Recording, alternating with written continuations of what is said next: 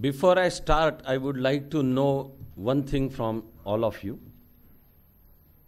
So it will be in a minute or so, and then we start with this session, which I call as the last one for an overview of the Constitution. With the next session, now we begin to go deeper for rest of whatever 8, 9, 10, whatever. It's possible that I might conduct 1 or 2 extra sessions. My question to you is, tomorrow's session is the 11th session. As you know, after initial 4, we had 1 session reserved for question and answer. The feel from my side was that that session was a fruitful session. Normally, the original idea in my mind was for every 1.5 hours, my talk for 1 hour and like 20-25 minutes reserved for question. But after some deliberations, we decided against it. And instead of that, we decided that it will be a 1.5 hour talk. Then, as you remember, in our original plan, we had reserved last 3 sessions. And then as we proceeded, I thought, or you can say it occurred to me, that instead of last 3 for discussion, why not have 1 discussion and interactive session for every like 4 or 5 sessions. So with this background, the question is, after the 5th session today, in talk format, we will be completing another 5 sessions. Well, here is the question.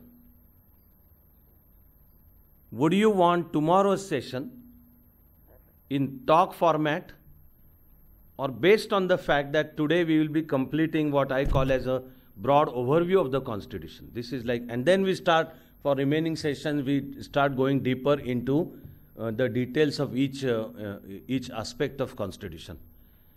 So, would you like tomorrow's session to be like interactive? That is, do you think you have questions based on previous 5, including today's session? Would you like to use tomorrow's session for question and answer, interaction, discussion, or a regular talk format? Your call.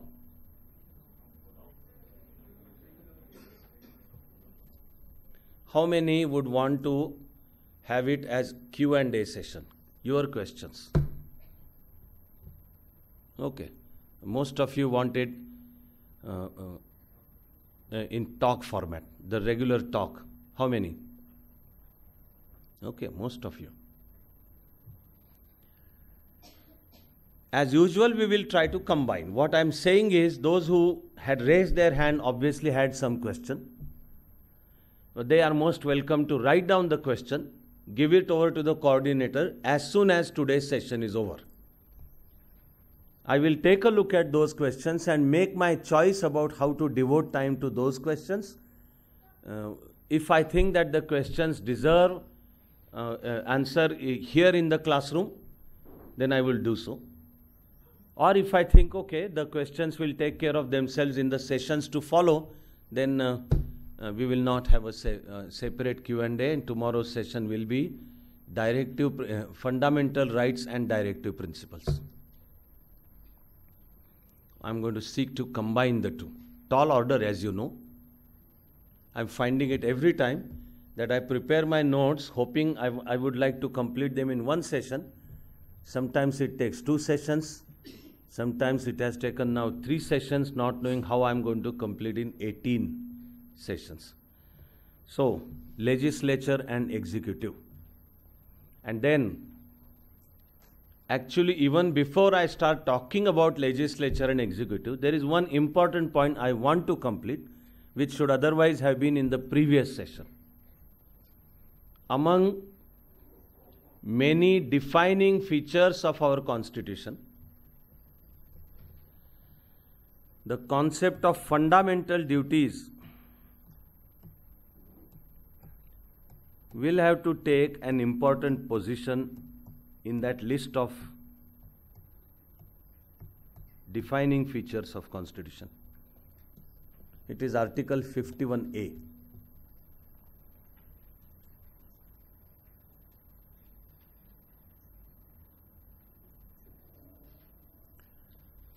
Article 51A is part or chapter 4, the one that is about directive principles of state administration. This specific article was not there in the Constitution. In its original form, the Constitution talked about fundamental rights and did not talk specifically about fundamental duties. This was done in 42nd Amendment, the one we briefly discussed in one of our previous sessions, the one that happened during national emergency. But I'm saying, irrespective of the background or the conditions under which this was brought into the Constitution, the concept per se is indeed important. In fact, I would call the concept a quintessential Indian approach to things. In political developments and evolution of political institutions, you will generally find insistence on rights in what may be described as Western approach to study of political science. The Western approach, from Aristotle through Hobbes, Locke, Rousseau and all, to like 𝗓𝗏𝗂𝗏, Gramsci now, Habermas and like Derrida, the modern-most names one would go on to continue. There is an insistence on rights of the individual. While if you ever take a look at Indian approach to thinking of an individual's life or the collective life of a society, and based on those cultural norms, how the political institutions take shape, you will actually see that there is insistence on duties. In social terms, dharma or dhamma may talk about duties of a son and of a daughter, or duties of a husband, duties of a wife, duties of parents, duties of kings. There is insistence on duties. In fact, if I may like draw a generalized abstraction, it won't be far from truth to say that Indian concept says that rights derive from performance of duties. That even the rights of the individual, they have a standout autonomous existence, but the rights are there so as to enable the individual to perform duties. Rights are not some sort of entitlement or some kind of privilege. Now the concept is that the rights are there. It's not like the Constitution grants the rights. It's not like that the Constitution confers the rights. The Constitution itself is nobody to grant or confer. What the Constitution does is to recognize the rights. Now, this is not just a play of words. This is deeply meaningful. Granting the rights or conferring the rights would mean that here is a document which is giving these rights to you as citizens. While that is not the position is Constitution recognizes rights. To say that the Constitution recognizes the rights means that the rights are absolute, the rights exist in their natural state. It is only that this written or sometimes unwritten, but the Constitution accepts that reality. Constitution recognizes that fundamental right would mean that you are born as Indian citizen, you are born with these rights. By the very virtue of being born as Indian citizen, in fact, among fundamental rights, the sense is that you are born as a human being, irrespective of whether you are born in India or wherever. These are your rights. There is a direct link between the concept of fundamental rights and a now popular concept of human rights. So there is one approach which says that rights have their own autonomous standout existence. Yes.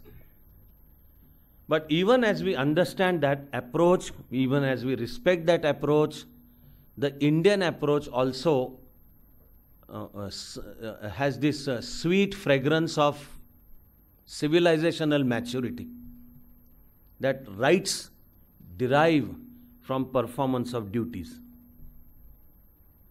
As even Gandhiji enshrined it, again in his own way, and Gandhiji, as I always keep describing, is one of the finest, like flowers on Indian civilization, one of the finest expressions of 20th century expression of Indian civilization.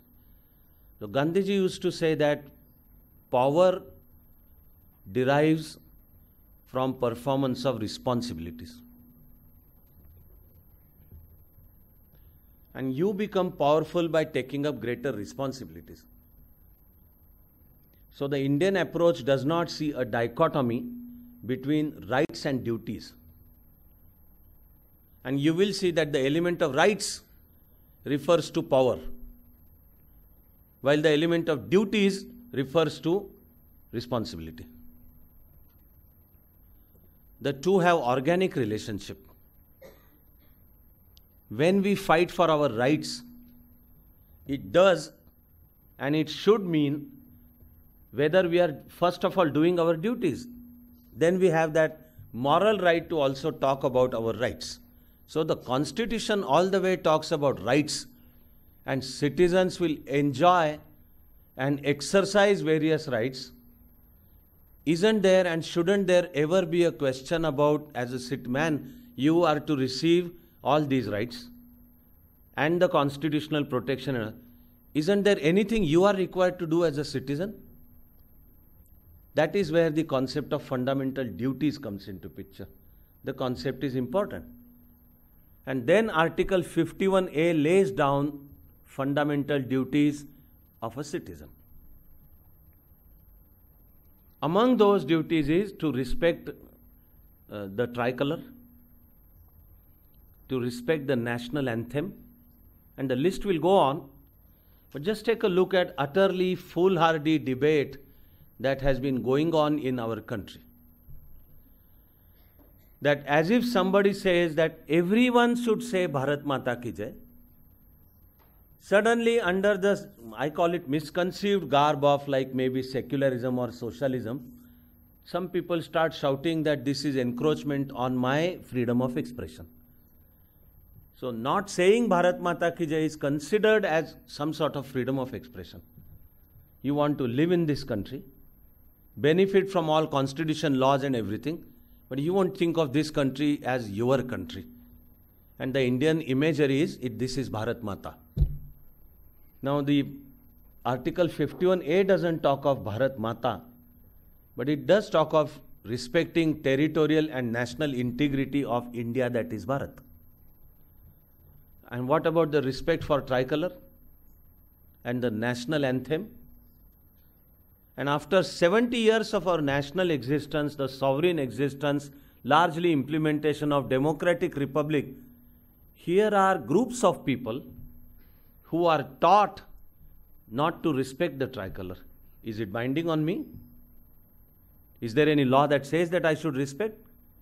Isn't it my freedom? That is considered as freedom of expression. And we may waste hours and hours on end doing very many things, but we don't have 52 seconds to stand up for our national anthem.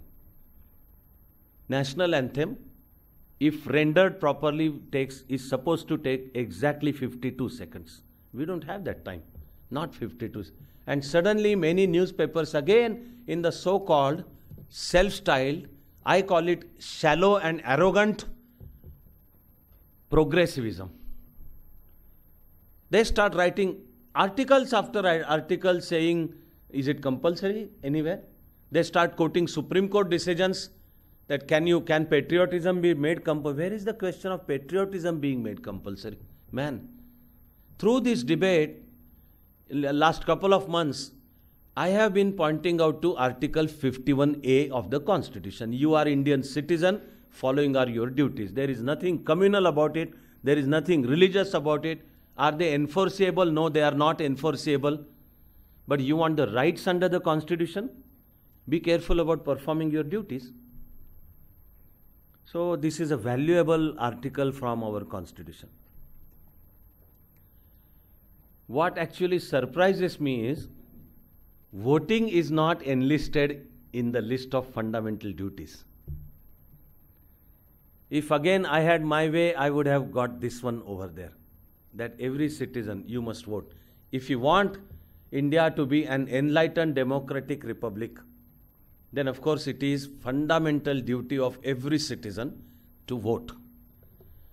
I know the stand, and from constitutional and statutory point of view, even I may agree and justify the stand when Supreme Court says that voting is a right under the Constitution. If I am to use a very specific word, then voting is a statutory right. Voting is not a fundamental right. Voting is there in the Constitution somewhere, like late and Article 200 something, the number voting is mentioned over there. You can interpret that article to mean that yes, the Constitution expects every citizen to vote. But it is a right backed by the Constitution, and it is properly enshrined in Representation of People's Act 1951. There are two, 1950 and another one, 1951. So the Supreme Court has taken a stand that if voting is a right, you cannot make it compulsory for a citizen to exercise that right. That if it is a right, let the individual decide. By making it compulsory on the individual, you are encroaching on the turf of freedom. That is an argument so far extended by Supreme Court, since Supreme Court rulings are case laws for India until the Parliament decides otherwise. This point remains. The state of Gujarat under Narendra Modi as Chief Minister had passed the state resolution for making voting compulsory. Now this is an ongoing issue in India. Should we make voting compulsory? State of Gujarat passed it for local self-government institutions. That is a subject listed in state list. So the State Assembly has the power to pass requisite resolutions. So Gujarat State Assembly had passed the resolution for making voting compulsory for local self-government institutions. The state government does not have authority to pass a similar legislation for Assembly and Lok Sabha. That power will be with Lok Sabha. But local self-government institutions, so the Gujarat Assembly had passed this resolution. But as is required under our Constitution, the bill had to be sent to the President for recognition, which remained there. My argument is it became a part of party politics. That because there is a different government at the center and different party rules in Gujarat, and suddenly if right to vote is brought into existence by Gujarat, the political credit will go to some other political group that may be the government of India at that point of time. That became a part of party politics, mind you. And then apart from that, yes, there are arguments to both the sides. Some people question whether it is practicable or not. There are some constitutions in the world where voting is compulsory. One of them is Australia. Then my mind comes up with a very simple question, that if Australia can do it, I don't see any reason why India can't do it.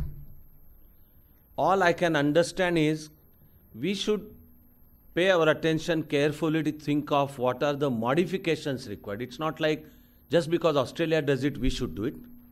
It's also not like just because Australia is able to do it, we also should be able to do it. We need to modify, consider Indian situation, and then decide. But that pending issue of voting as fundamental duty is still out there. As of today, there is no debate on voting as a fundamental duty, but there is a list of other fundamental duties. That is an important part of our constitution. We will now begin to focus on legislature and executive.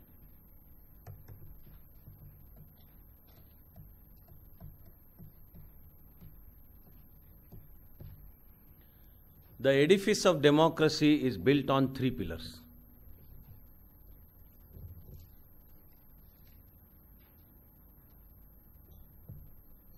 Legislature, executive, judiciary.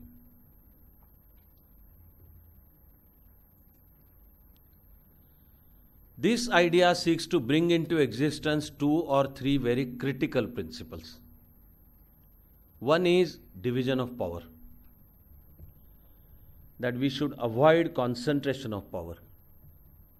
No single institution or no single person or bunch of persons should have the power of life and death over people. Or nobody should have this power of being judge, jury and executioner all put together. That the king himself will make laws and also implement laws, and if any difference of opinion crops up, the king will be the interpreter of the law and king will sentence people and the king will have power of life and death over people.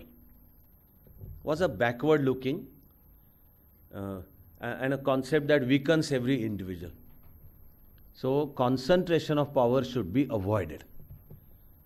One way of doing it is division of power. So you divide the power. Let one institution have the power of making laws. That is entrusted with the legislature.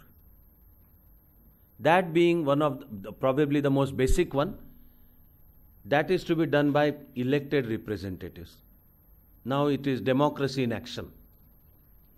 That the power to make laws is with the legislature, and the legislature will be directly elected from among people. So the main task of legislature is representing and articulating people's wishes. So in the light of people's wishes, the task of legislature will be to carefully consider the situation, draft the laws, change, modify everything, etc., so that people's wishes are articulated, not their wishes, not personal wishes of the elected representative. They are supposed to represent people. A fine democratic concept is where an elected representative, once he or she is elected, is supposed to represent all people in his constituency, his or her. That is irrespective of who may have voted for the representative and who may not have. That is democracy. It's okay. There are parties and there are candidates and there are elections to be contested. That is democracy in action. But the spirit of democracy is that once elected, that person represents everyone. That person is supposed to behave like the representative, elected representative represents everyone. This is all very ideal. And then they form the legislature. That legislature is supposed to represent and articulate. These two are very important words. That the legislature is supposed to represent people and articulate people's wishes. So the task of making laws, forming policies. But then that legislature should not have the power to implement the laws, because you entrust that same power, there is concentration of power. And as it is, the very inbuilt character of power is a propensity for misuse or abuse, and almost like based on human fallibility, a propensity to corruption. Power corrupts. So restrict power. Principle of division of power restricts the power, defines and lays down the restriction. So this one institution entrusted with the power to make laws will not be the institution that implements the laws. Another pillar will take care of that, that is executive. As the word says, now the power to implement those laws is with that executive. What it also means is that executive does not have the power to make laws. Their job is to perform within the framework of the limits set by the laws, constitution and laws. The job will be carefully studied that, and the job of the executive where we want to join, and of course all my best wishes that all of you succeed in joining whichever service and the cadre of your choice. We are seeking to join executive. By virtue of being executive, the power to make laws is not with this pillar. The honest responsibility is to carefully study those laws and implement them sincerely. Implement them free and fair for everybody, being equal towards all, with malice towards none and favor for none, the law and the people. So the task of executive is to then implement those laws.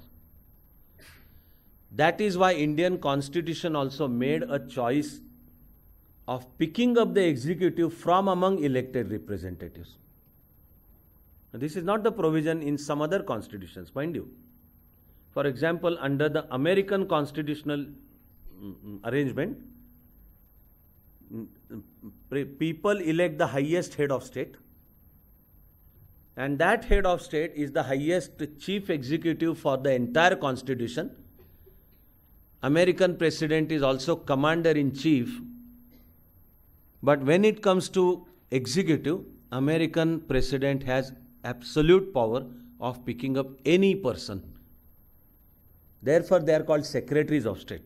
Secretary of state is Minister for External Affairs. And there is Secretary of Defense. And there is Treasury Secretary. In our parlance, that would be Finance Secretary. But they are called secretaries because they are direct appointees of the President. There is no condition that they should be members of one of the two houses. That condition is there in Indian Constitution. That the Council of Ministers will be formed from among elected representatives. They have to be the members of one of the two houses. The Constitution makes a flexible arrangement for a non-member person taking the oath of office and secrecy as minister, but from the date of becoming the minister, such a person has to become member of one of the two houses within next 6 months. Within next 6 months. That's the leeway, the flexibility allowed. But the cabinet shall be formed from among elected representatives. And our constitution makes the executive answerable to the legislature. This also is a beautiful, my word for it is, it's a beautiful institutional arrangement. That on one side, executive will be picked up from among legislature, and executive is made answerable to legislature. The executive's answerability to legislature enshrines people's sovereignty. Why is executive answerable to legislature? Because legislature represents people's wishes. And why does legislature represent people's wishes? Because a legislature is directly elected from among people. It's elected from among. Upper houses may be indirectly elected, but they are elected from among people. They are answerable to people. That answerability, again, my term for it is beautiful, that under Indian constitutional scheme, they are required to address people once every 5 years. People get the right to decide who they want to be represented by. People are going to ask that person or the party the account of what they did for previous 5 years and then decide whether they want to vote. Elections also are excellent institutionalization of democracy in action. Various parties, various candidates, they may undertake a campaign, try to convince the voter, and the voter finally gets to decide. People pick up their representative, people get to pick up the government, and if people are not satisfied with that government, people get a chance to also change that government once every, under Indian constitutional scheme, once every 5 years. Germany, Britain, USA, they say once every 4 years. which is all okay. Chinese constitution had the provision for once every 10 years, which has just been amended to empower Xi Jinping to remain president for life. Now that is a Chinese constitution. It is world's most intelligent document.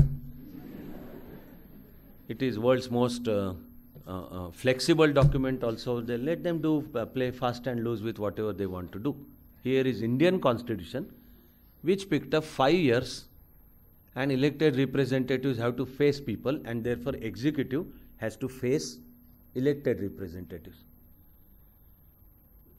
Once you begin to see this crux, you are going to see so many things. I hope you begin to see the beautiful mosaic of democracy. That executive is answerable to legislature. That is seen in action in so many ways, really. The legislature picks up the speaker. And speaker is the highest head of legislature. Speaker's decisions cannot be called into question in the court of laws. That third pillar, which we are going to study very carefully and fairly deeply in sessions to follow, the third pillar has this twofold responsibility. One, act as a watchdog on legislature and executive. Ensure that legislature and executive are performing within the framework of constitution and law. And two, the most important task of judiciary is to protect the rights of individuals against even government.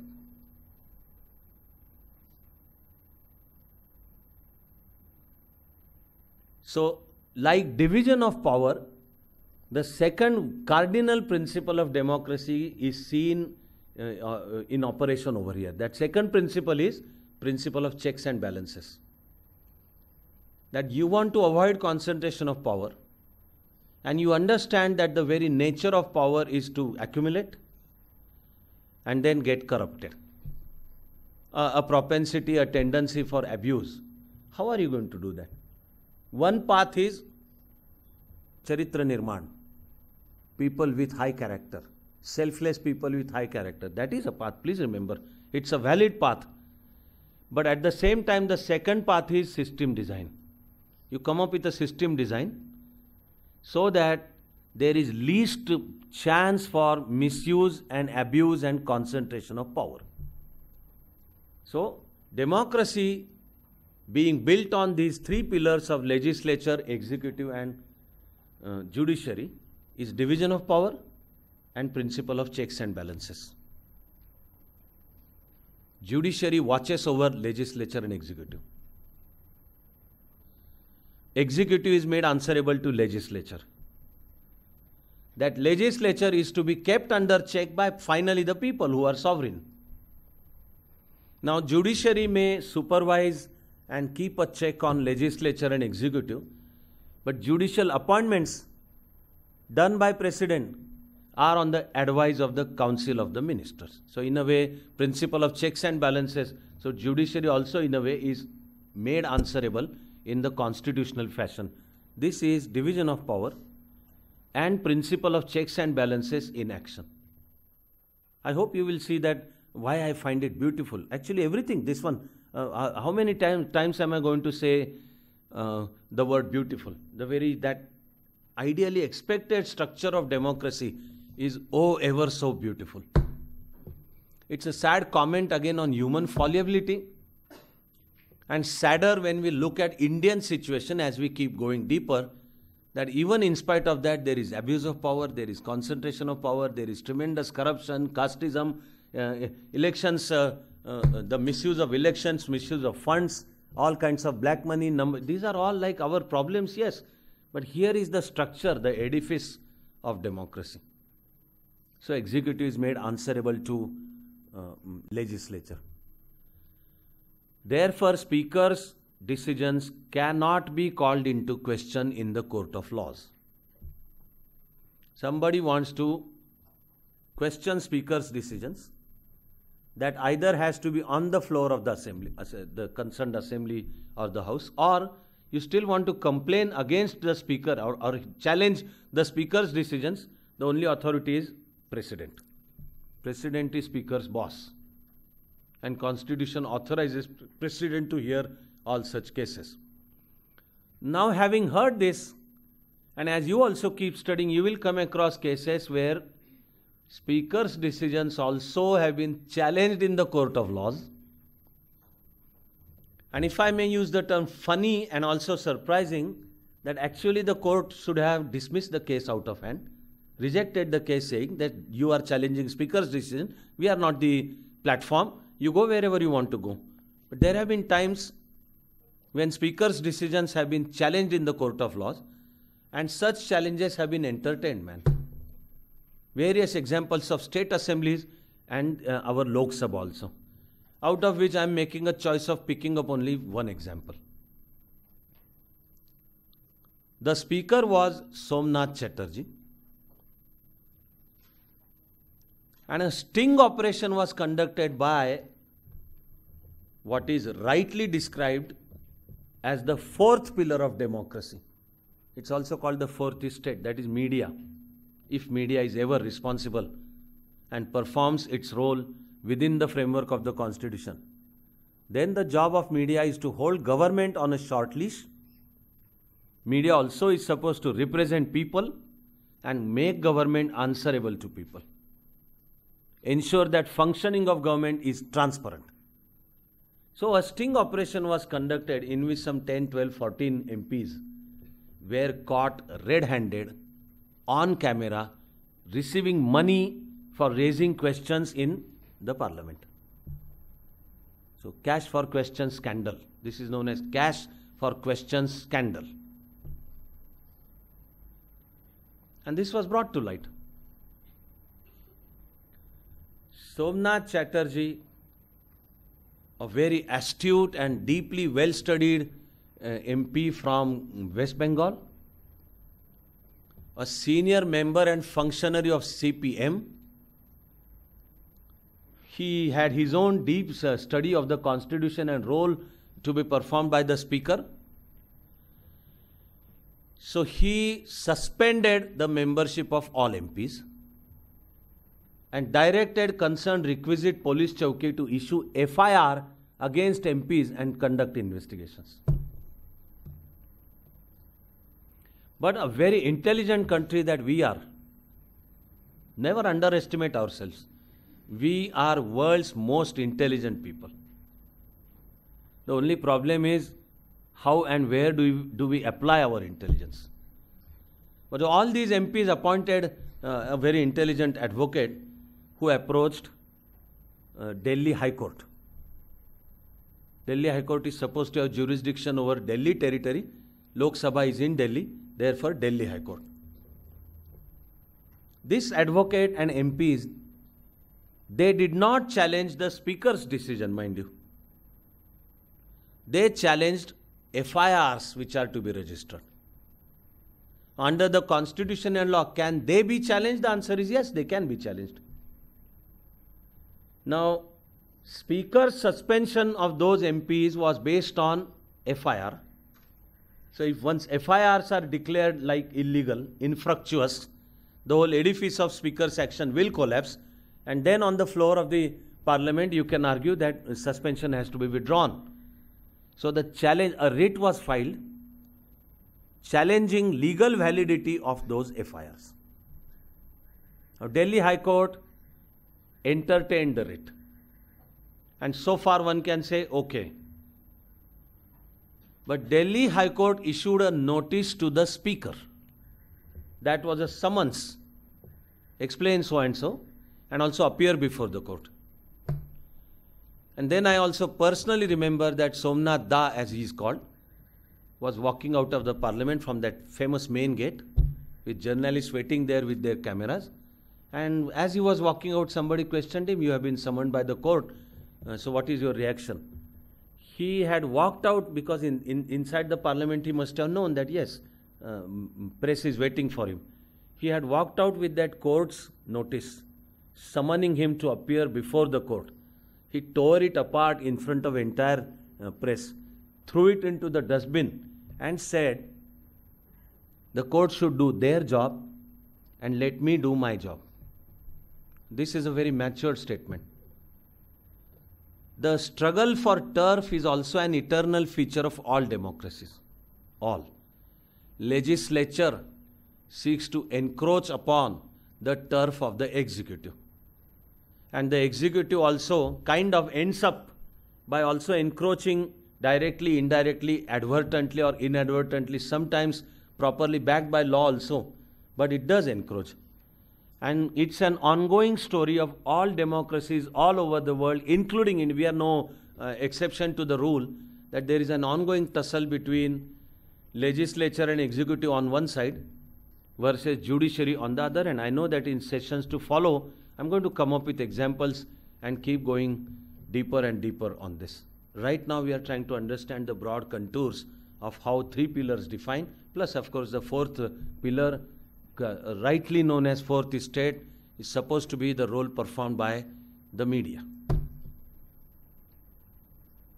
So executive answerable to legislature.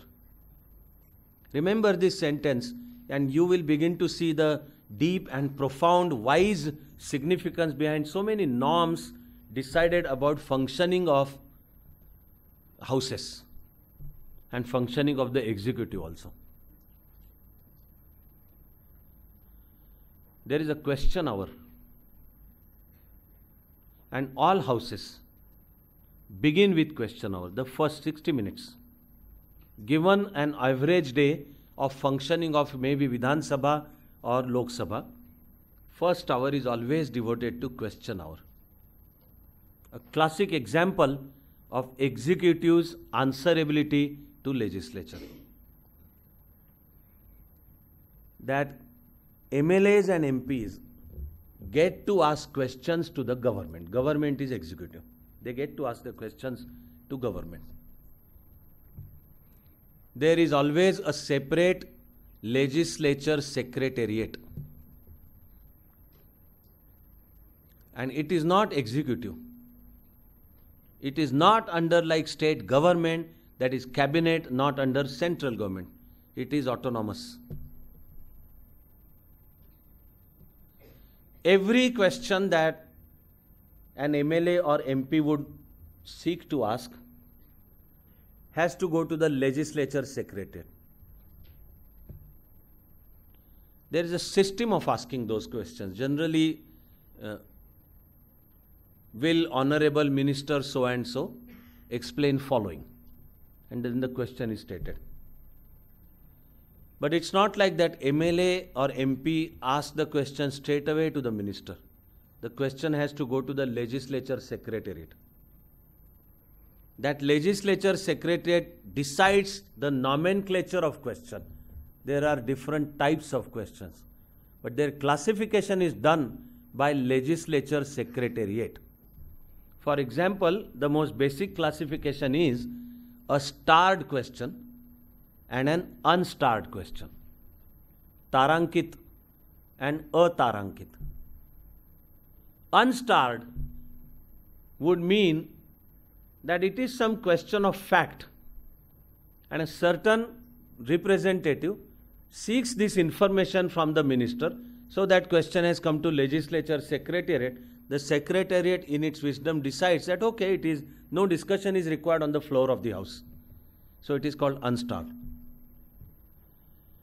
The star question would mean where according to the perception of legislature secretariat, an explanation, the answer first, and then if required, the discussion on the floor of the house is required. It's obviously it is more important per question. They come to be called as starred questions. Then from the legislature secretariat, after this classification, the questions are sent to the concerned ministry with a time limit. The ministry is required to send a proper written answer along with all documentary evidences and all to this legislature secretariat. Then the legislature secretariat prepares a booklet. If the those questions which are unstarred, the written printed answers are prepared and they are dropped in a bin. There is a bin reserved for every people's representative in the house, in the campus of the house. So the answers are only dropped over there. And when the house begins to function, it is only announced, like the secretary of the house, that these are unstarred questions. The printed answers have been circulated. So the business of unstarred question is over. And then come question hour. The business is very carefully planned and various days are reserved for questions for a particular ministry. The minister is supposed to come prepared with all the answers. And when the house has sat together and the session begins, first 60 minutes are always question hour. The questions are listed. Even for star questions, the answers are circulated first of all. And then the list, the sequence in which business will be transacted is announced in advance. So given that day, let's say a given day, a Monday is question hour for all questions related to Home Ministry. So the Home Minister is supposed to be personally present in the house. And when the question hour begins, it's like the secretary of the house, who is not an elected member, stands up and says, Mr. Speaker, sir, question number 1217. The full question is not read out again, mind you. Rules of business, as they say, rules of business are the rules how the house should function. They are also beautiful. All details about rules of business, how the house should function. So the secretary of the house would stand and say, yes, Mr. Speaker, sir, 𝗷𝗃𝗶𝗃𝗵𝗿𝗀 or 𝗃𝗵𝗵𝗍𝗍𝗔. Question number 1217. Then the minister is supposed to stand up and talk to speaker. Please remember that under the rules, nobody is supposed to talk to each other over there. In the house, everything you want to say is to be said to the speaker. No cross talk. It's not like one member stands up and tells the other, hey man, you shut up. Then he says, you shut up. You shut up. Tuja baap shut up. That is a practical nonsense that goes on in our houses, unfortunately. But under the rule, everyone is supposed to address the speaker. Again, democracy in action. The house represents the sovereignty of the people. And speaker, as the highest head of house, it's a holy place. Therefore, everyone is supposed to talk to the speaker. Mr. Speaker, sir. Actually, if one person is standing in the house, other people are not supposed to stand up, mind you.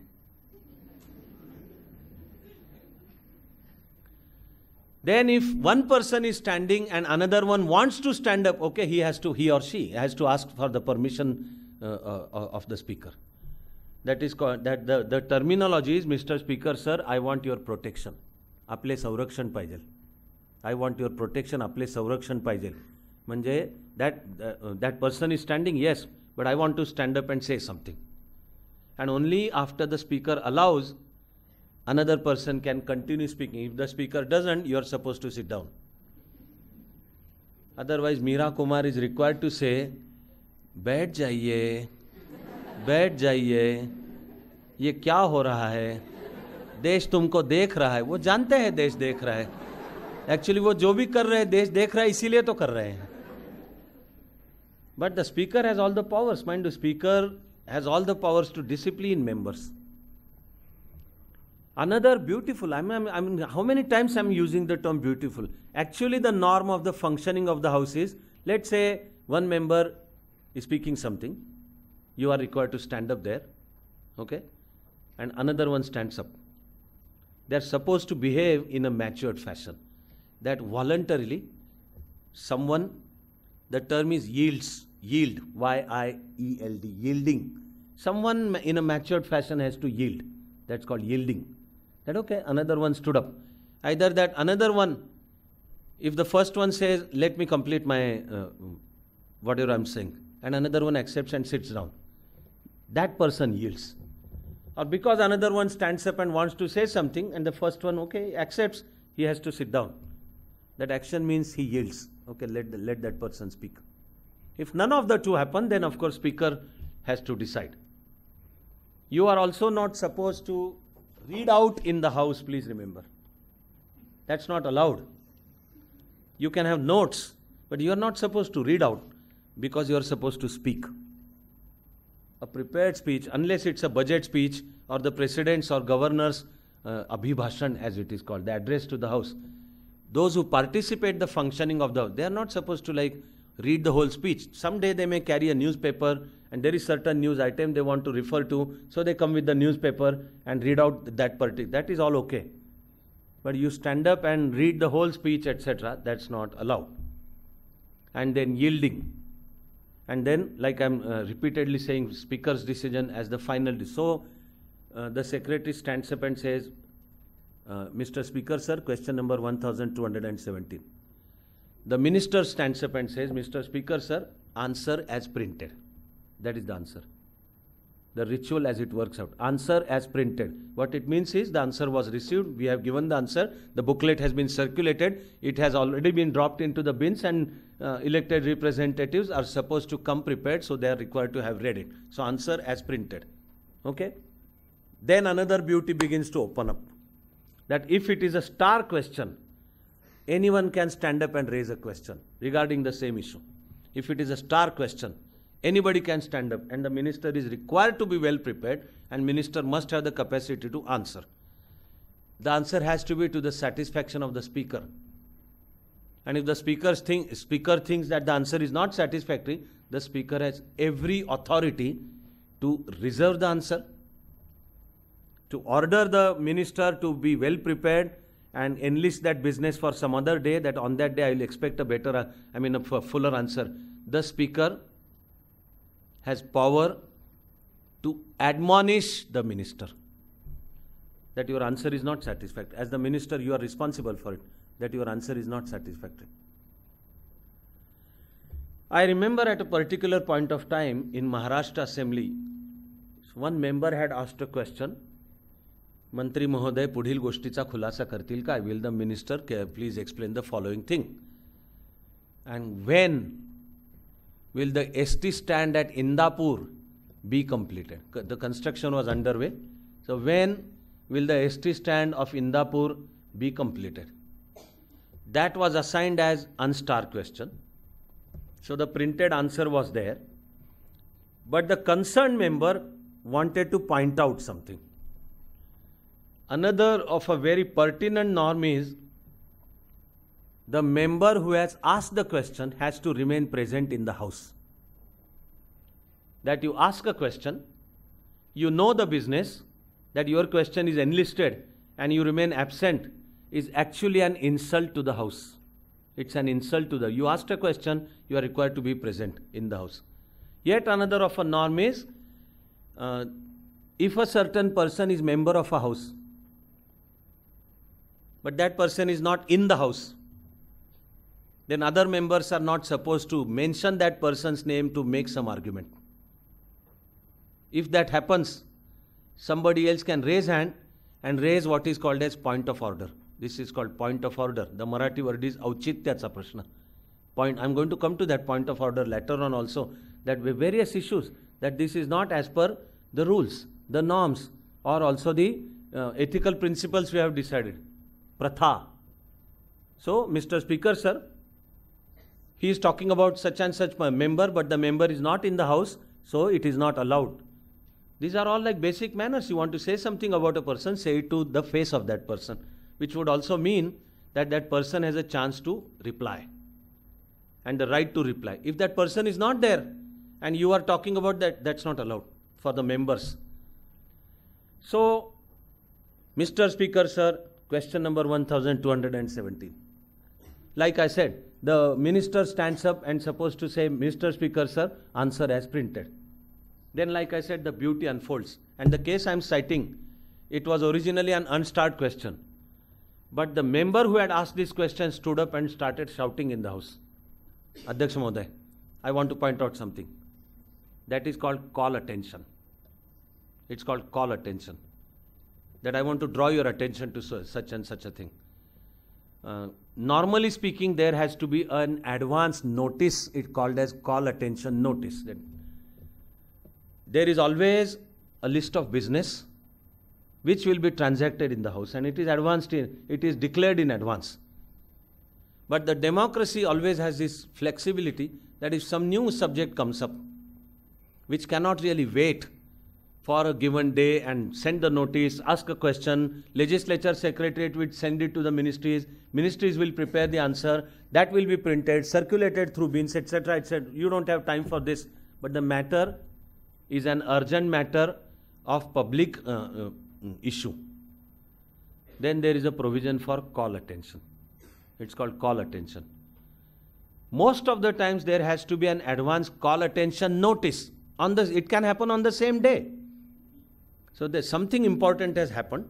It can't wait the normal procedure. So the members have authority. They will talk to the speaker. Speaker's decision is of course the final decision. Under the rules, there is a thing called a 30-minute discussion. So while taking notice of the call attention notice, taking cognizance of the call attention notice, the speaker can say, okay, today itself I am reserving time so and so, 4:30 to 5, 30-minute notice, 30-minute discussion on this issue. And then government, that is executive, is directed to then in the meanwhile come prepared, and in those 30 minutes we are going to discuss this. I remember that having happened for hunger deaths of tribal boys and girls in this 𝗀𝗃𝗏 that is, then it was 𝗃𝗏 district, now it is Nandurbar, and there were newspaper reports about young tribal kids dying because of hunger in Maharashtra in modern times. So of course, every reason for people and people's representatives to feel angry. So there was a call attention notice. And that came up towards the end of earlier days functioning. So speaker ordered the minister to come prepared, and tomorrow after the question hour is over, I am reserving 30 minutes, you will answer the house. And I remember I was with the chief secretary of the state, we kept working throughout the night. Those were not the days of computers and mobile phones, but we wanted all information from collector 𝗃𝗏 then, and that to be properly collated. Some 𝗃𝗏 like some clerk, etc., had to come to Mumbai, travel overnight. Still we were sitting in the morning before the house was to open at 11 o'clock. First hour is question hour. At 12, the discussion would start. So overall, this 30-minute discussion. There is also a provision for 2-hour discussion. That in the light of some extremely important issue, here is a 2-hour decision, a 2-hour discussion. And it can happen on the same day, or the speaker can order, give some time for executive, that is government, to prepare and come prepared tomorrow. So on this unstar question, will the minister please answer following? When will be the work of construction of ST stand at Indapur be complete? And the minister, there was no question, it was not a star question. The answer was already circulated. But the minute the member who had asked the question stood up and started shouting that the answer is wrong. That the answer is factually wrong, mind you. Giving a wrong answer on the floor of the house is a pretty serious thing. And giving it wrong consciously also is a very serious thing. There is what is called as privileges of a house.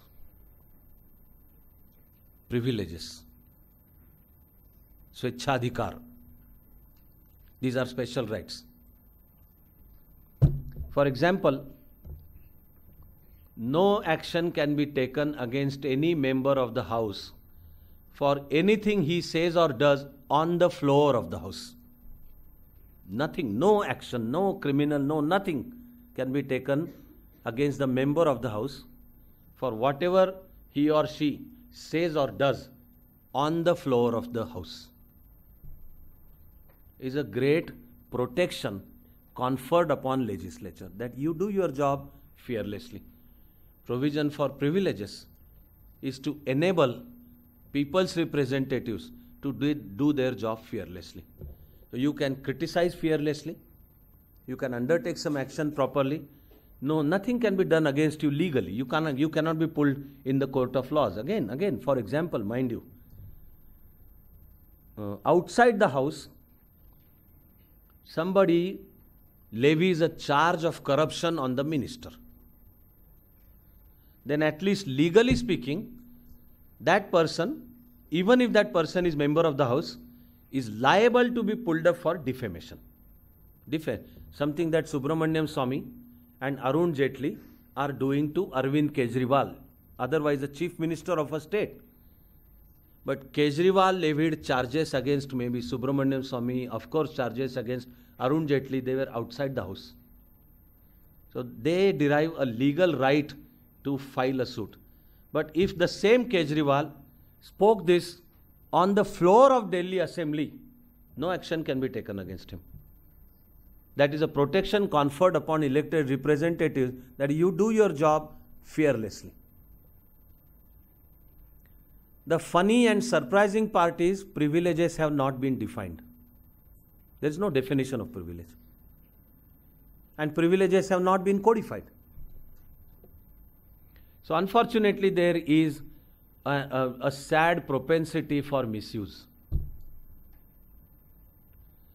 All that the rules of business say is, the speaker is the final authority. So has breach of privilege happened? So whether it has happened or not, while there is no definition, the speaker is the final authority. There have been many attempts, mind you, many recommendations, many commissions who have repeatedly recommended that we should at least codify, define privilege and then define privileges. But that has not been done, of course. It's a part of that power struggle. Legislature won't like to give up this power. Once you define and codify, then you are required to stick to that. Right now, the speaker, which means also the house, has like almost unbridled power to decide what is a privilege, and the speaker will decide. Then rules of business lay down a methodology of dealing with breach of privilege motion. Breach of privilege motion. Normally the speaker is supposed to appoint a committee consisting of the members of the house. They will go into the question and decide whether breach of privilege has happened. If that happens, then if their finding is that breach of privilege has happened, then that will be brought on the floor of the house. The concerned person will be summoned as an accused and the charges will be read out. The concerned person will be given a chance to say whatever that person wants to say, and the house will sentence that person. This is all breach of privilege proceeding. Unfortunately, there has been indeed a tendency to misuse breach of privilege proceedings. At a point of time, a certain minister had gone to 𝗀𝗃𝗃𝗃 just around midnight, and he wanted that tail polish massage on 𝗀𝗃𝗃𝗃.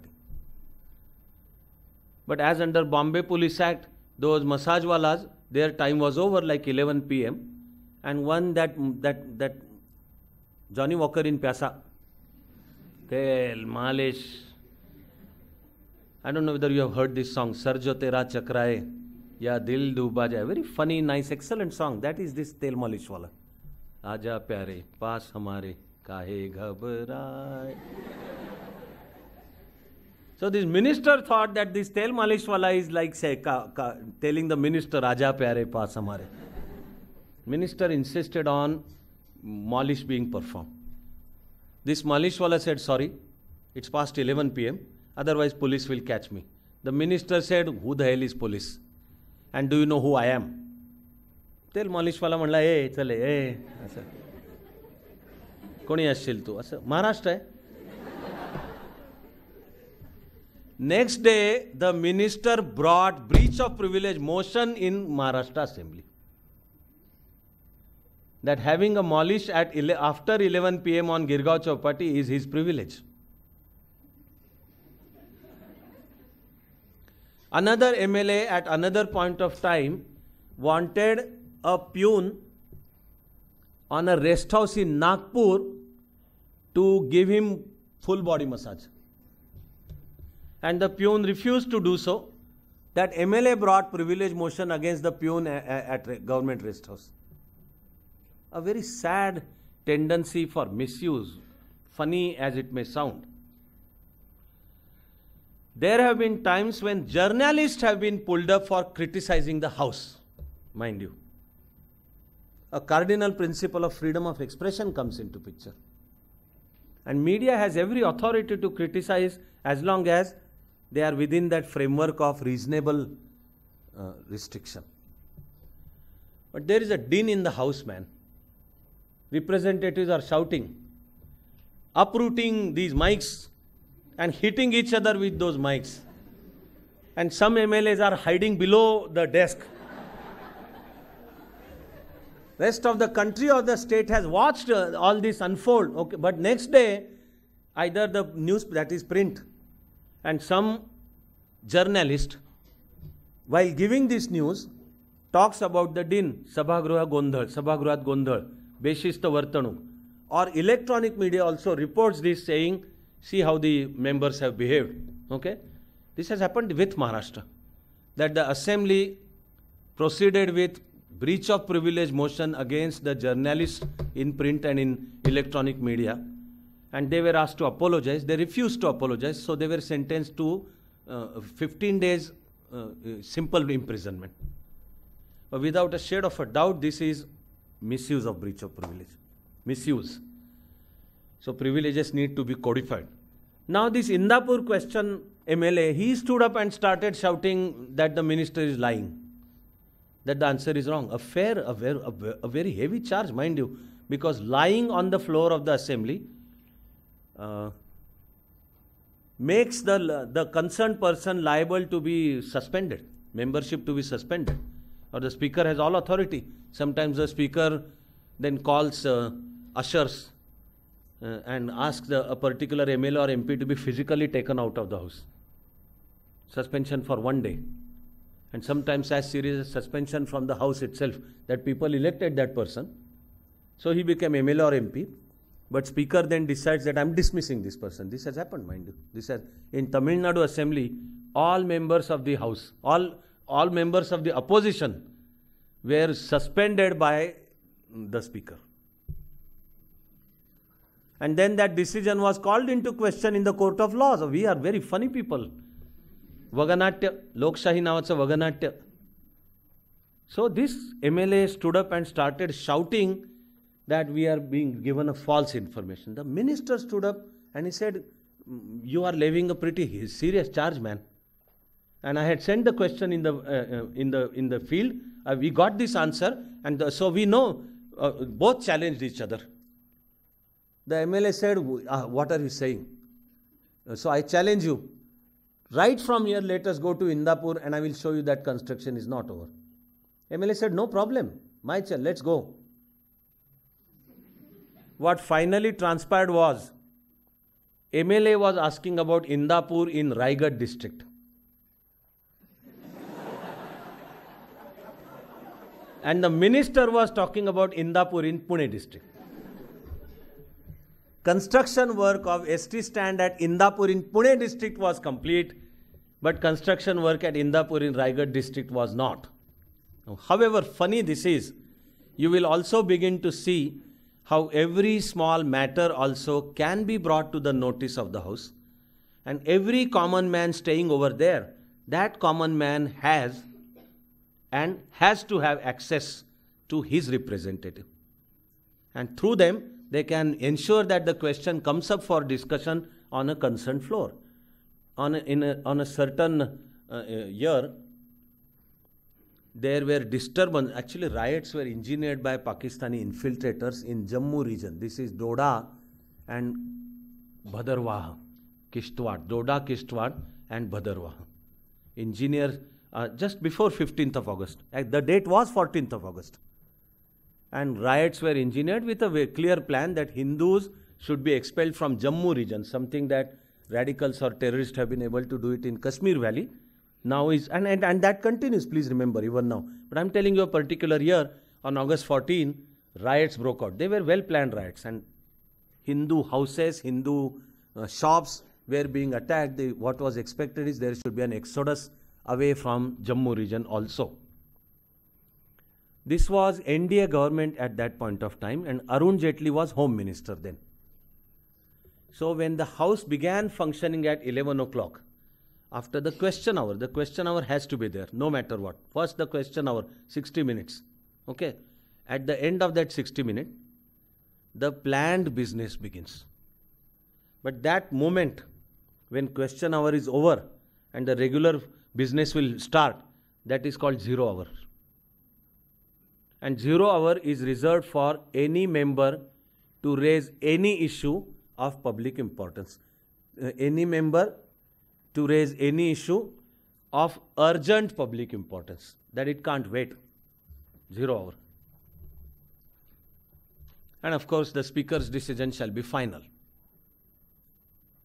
0 hour. So on this particular date, at the 0 hour, many members stood up and immediately brought this to the notice of the minister, saying this has happened. The Speaker also ordered that it's a serious matter and we will set aside the normal transaction and discuss this first. And on that day, a proper action was taken. The riots were controlled in proper time. At least then, there was no mass exodus of Hindus away from Jammu. Democracy in action. Beautiful example of democracy in action. A tsunami hits Tamil Nadu coast, or earthquake happens in Kutch, and such similar things. Or unfortunately, riots break out. No house can ever say that you fulfill the procedure first. So democracy does account for this flexible arrangement, and these types of questions, like I said, star and unstar, and various provisions for the functioning of the house in form of, like I said, call attention, or like I already said, point of order. This point of order talks about decent ways of functioning of the house. Again, for example, if a budget is to be presented in the house, no part of the budget is supposed to leak outside first. If that happens, then it is breach of privilege of the house. The action can be taken against the minister. Now that also comes up from an original provision of classification of bills. And if it is a money bill, if a certain bill has been classified as money bill, then it has to be presented in a directly elected house. So for the state, it has to be presented in Vidhan Sabha, and at the central government level, it has to be presented in Lok Sabha. Every single rupee to be spent in public life has to be sanctioned by the legislature. Another classic example of democracy in action. Executive's answerability to legislature. So if some element of the budget got leaked, which means before the sanction you let it out and you are responsible as a minister, finance minister, a breach of privilege motion can be initiated. For bills other than money bills, they can be presented in either of the houses. There also is a methodology of the passage of bills, that bills are prepared. There is what is called as first reading. Then the bills are circulated. Members are supposed to study, give their reaction and all. Then there is a second reading. If required, the bill is sent to what is called as the select committee. Select committee, that it's a committee of the house. And if some further specialized deliberations are required, then the house decides that the bill will be sent to select committee. It is the third reading which precedes voting. That if after this procedure now the bill is ready, then it is tabled. The copy is circulated in advance. The entire bill is not read out. Members are supposed to have come read it, and then voting takes place. From the first reading to the passage of the bill, it has to happen during the lifetime of a given house. If that house is dissolved and the bill is not passed, then it means the whole process has to begin ab initio. This has happened with anti-defection law for over 20 years, beginning with 1966-67 until it was finally passed in 1985. there were times when anti-defection law was presented, but this first reading, second reading, selective committee stage, modifications, blah, blah, blah, then third reading, that could not be completed during the tenure of a given house, and so the whole process lapsed. It's only when Rajiv Gandhi took personal initiative as a solid Prime Minister with 415 MPs behind him, that in the same duration of a house of the Lok Sabha, the passage of the bill could take place. There is also a provision called as delegated legislation. Especially as ever greater specialization is the need of the hour, as science and technology also progresses, there are very many health issues and so many issues. It's not like the House has the requisite study and wherewithal to draft a legislation on everything. Yes, they are people's elected representatives, and yes, they are supposed to study, but that doesn't mean they are experts in very many fields. So the provision for delegated legislation, that is, a committee of the House may be appointed, and that committee will have authority to summon very many experts. Sometimes the original draft also may be prepared, developed by some experts, sometimes some bureaucrat. For example, India's Environment Protection Act is almost personally, single-handedly drafted by T.N. Session. He was a senior officer at that point of time, so he can draft. That is, his expertise is called into play. So delegated legislation would mean that the House decides that we do not have the requisite expertise, so let us appoint this committee and hand over the task to that committee.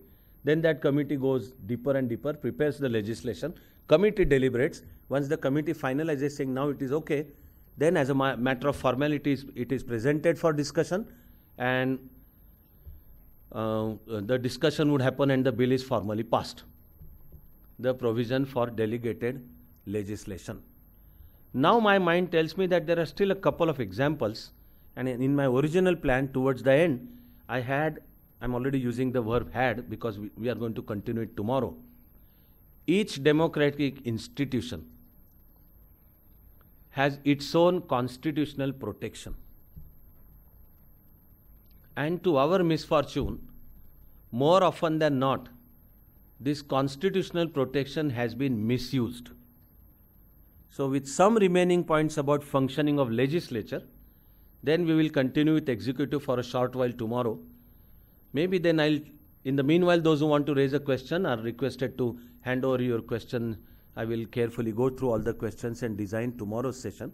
But we will first of all complete remaining points about legislature and executive. I know that a few initial minutes are required. And then we'll start with fundamental rights and directive principles. Okay? Prarthana Koriya.